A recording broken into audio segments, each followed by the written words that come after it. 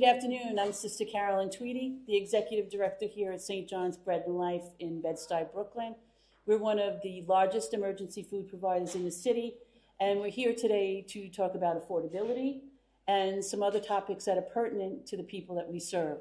So it's my privilege to introduce Leslie Gordon, who's the President and CEO of Food Bank of New York City, and obviously Congressman Hakeem Jeffries, who represents both Brooklyn and Queens. So welcome.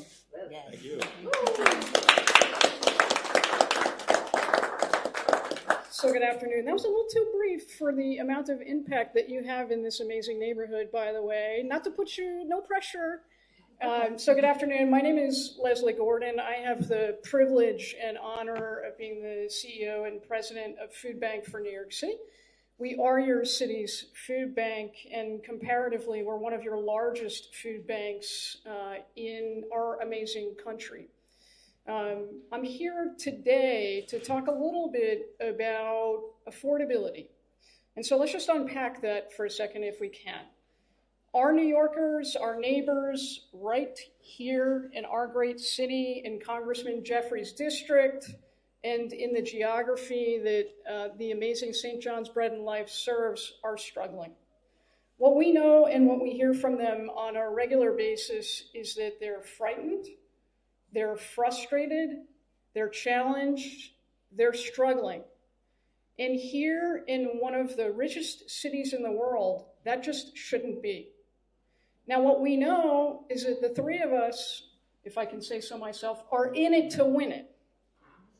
We are the backbone in service to make sure that our neighbors very consistently have access to good, nutritious food and the other resources that they deserve and desire so that they can live their best life.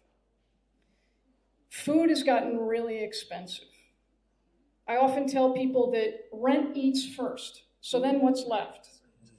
You've got parents who are struggling. This is also a trauma-laden situation. It's a crisis-laden situation. Our neighbors are living in a constant state of fight or flight, having to make tough decisions that shouldn't be here, right here in Brooklyn, in Queens, and all across America. I've got parents who have to make tough decisions. Do I feed my kids tonight? Is there going to be something left over for me? And if there isn't, I'm not going to eat tonight, but I want to make sure that my kids eat. Those are real-life decisions. Now, we're standing together just before the all-American holiday of Thanksgiving. And we want to make sure that taken together, our neighbors in our great city have an opportunity to celebrate, to come together around tables. It's stories, it's love, it's culture. But this shouldn't be a tough time for people who are sharing tables together. This should be a time of celebration.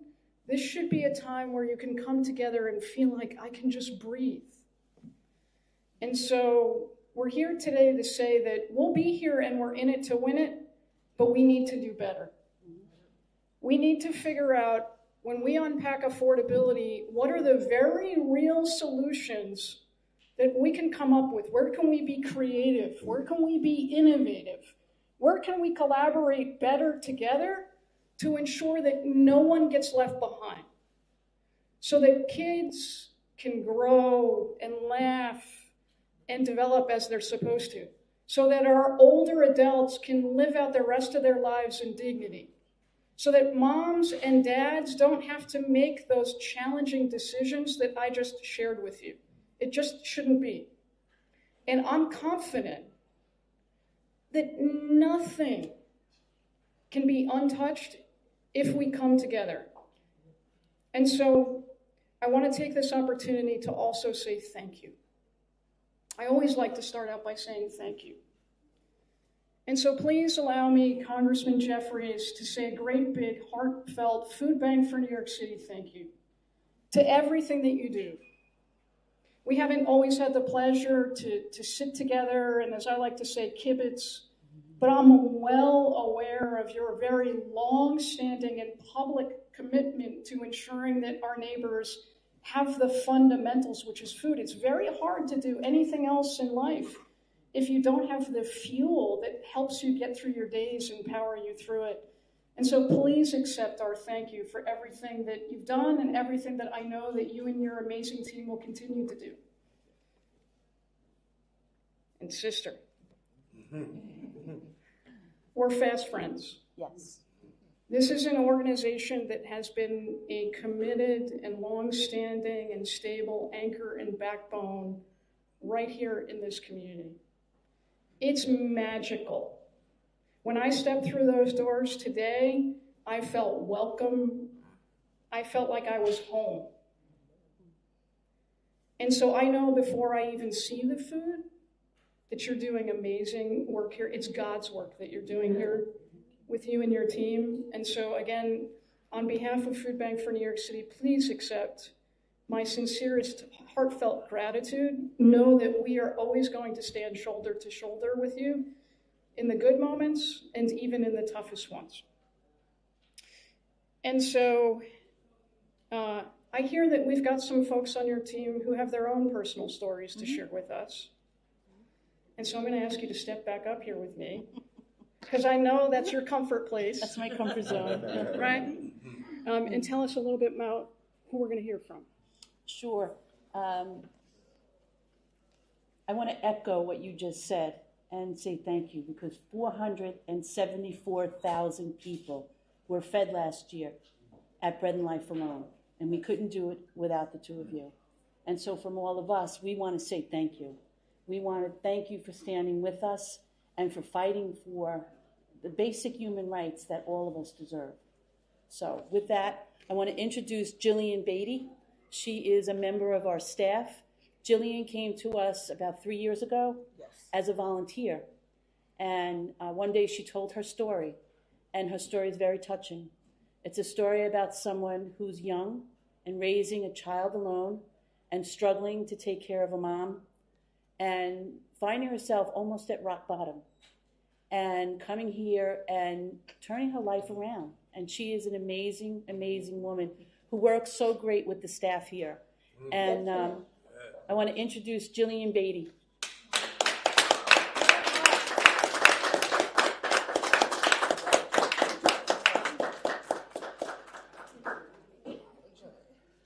We're here for all of that. Yeah, we got that. Welcome We back got to that. tears, girl. Come on. We got that. We're here for it. Hi, I'm Jillian Beatty. I was a client 3 years ago. I had lost my mother, so I wanted to move into Brooklyn. It's a cute story. What made me come to Bread of Life was they had grapes. I'm sorry, they had green grapes, and I was like, oh wow, who's giving that out? And they was like, Bread of Life. You don't have to. You could get food, but if you want to get a plate, you get food. But if you want to register, you register. So I just started coming here. It was just me and my daughter at the time. It was a weekly thing. Then they saw me so much, I was helping from outside. So everybody was like, hey, why you just don't volunteer? And I was like, why not? To get me up, to get me going, to not think about not having food. So this place was a lot for me. I appreciate this place as being a volunteer and being a worker, because we're allowed to shop too. So us allowing to shop also helped me out, because I am a SNAP recipient, but I don't get SNAP no more since the government shut down. I know it's back up, but it's hard. So I do think my job and Bread of Life to be able to shop and feed my daughter every day. That's really it. That's really it.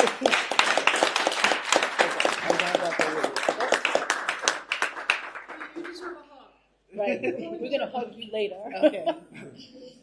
And now it's my privilege to welcome Congressman Hakeem Jeffries, who represents Brooklyn and Queens, and who is our voice in government.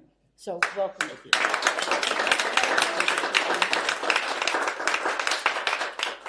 Well, good afternoon, everybody. What an honor and a privilege to be here. Certainly thankful for Sister Carolyn Tweedy, who is such, a tremendous, angelic, powerful presence here at St. John's Bread and Life, and so appreciative of all she does for the community, feeding more than 400,000 people and families in our community. That's amazing.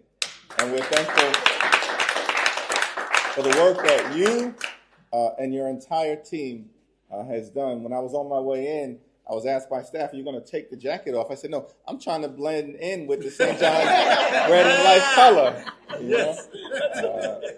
Because your values are, get me a sweatshirt next time. But your values certainly are American values, and our values are your values, and we're so appreciative of the work that all of you do, and certainly to Leslie Gordon and the Food Bank for New York City. Thank you for your powerful words, for your leadership and partnership, for your commitment to making sure that no one in our great city, the greatest city in the world, goes hungry. These are very challenging times that we confront, and we know that people are struggling with the high cost of living in our community, in our city, and across the country. And no one in America, the wealthiest country in the history of the world, should ever go hungry. Right. No one. Right. But we know, unfortunately, that the reality is very different. And that we've got some forces within the government who, instead of addressing the fact that there are millions of people in our country who are food insecure, are making things worse. Earlier this year, there were a group of people who passed what we refer to as the One Big Ugly Bill. And in it, not only did they rip away Medicaid from 14 million people, triggering a wave of hospitals, nursing homes, and community-based health centers closing, setting that painful reality in motion. In the same toxic piece of legislation, they enacted the largest cut to SNAP in American history, ripping $186 billion in nutritional assistance from hungry children, seniors, families, and veterans. It was a shameful thing, and we're working hard, and we'll continue to do everything possible until we get those toxic SNAP cuts reversed.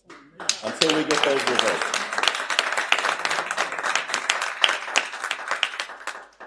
We know in the midst of this affordability crisis, people are struggling with housing, people are struggling with health care, and people are struggling with food. And having to make decisions about whether to put food on the table, pay the rent, get access to the medicine that they need to live a dignified life. That's unacceptable in this great country. It's also one of the reasons why we're so thankful for St. John's Bread and Life, for the Food Bank, and for the work of these great organizations that we will continue to support. Thankful for what they do during the holiday season, but this is work that is done each and every day, each and every month, year after year. And as the member of Congress from this great community, I pledge to continue hard to support it. Last thing that I'd mention is that in this community, proud to have grown up in Crown Heights, continue to go to church in Bedford-Stuyvesant, right down the block where my grandmother lived for a long period of time, that we've seen tremendous progress as it relates to some of the violence issues that our community has suffered throughout the years, homicides and gang-related violence and things of that nature. And we know there's still progress to be made in those areas. But it's always been the case that in our community, right here in Central Brooklyn, that more people have always died from drive-throughs than drive-bys. It's always been that case. More people in our community have died from drive-throughs than drive-bys because of the lack of access to affordable, healthy food, triggering a wide variety of illnesses, from hypertension, high blood pressure, diabetes, other forms of heart disease, obesity that creates all sorts of health complications. More people in our community continue, and it's always been true, died from lack of access to healthy food, fruits and vegetables, nutritious meals that is affordable than they have from gun violence or other things that have plagued our neighborhoods. That's why making sure that we continue to support organizations like St. John's Bread and Life, Food Bank for New York City, and others will continue to be a high priority until we can bring about the moment in this great community, in this city, in this country, where not a single family ever goes hungry. God bless you, and happy Thanksgiving. And it's now my honor to yield to one of my great partners in government, a longtime advocate for the communities of Central Brooklyn, who's doing a tremendous job as our representative in the state legislature, Assemblywoman Stefani Zinerman. Thank you to our Congressman and for what I call the miracle on Lexington Avenue, St. John's Bread and Life. Congressman, thank you so much for your leadership. Nobody could do your job. It is hard going to work every day to have to fight for people to have a moral code, the decency to just have resources for people to have food on the table, a good job, and health care to take care of their family. So I want us all to just give him the strength that he needs to continue to go back to Washington to do that big fight for us. What he does makes my job in the state assembly a lot easier, because he makes sure that we get the resources so that my work on the agriculture committee is easy. That's how we were able to get free breakfast and lunch in our schools this year. He makes sure that we have the funding to support our 27, going on now 33 community farms and gardens.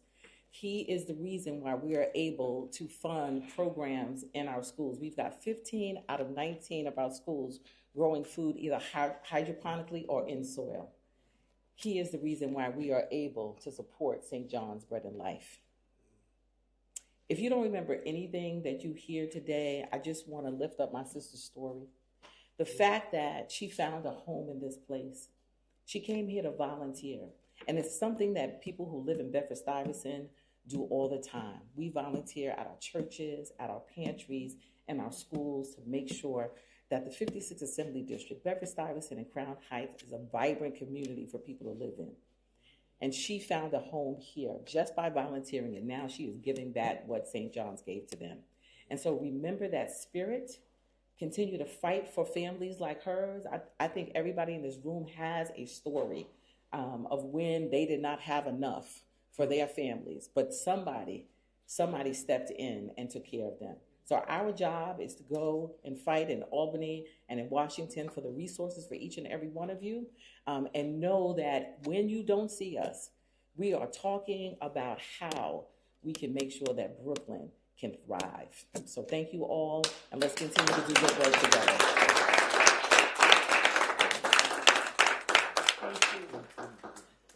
Thank you, Stephanie, and thank you, Jillian, for your story, for sharing it with us, for pouring into this wonderful organization, and in doing so, pouring into the community.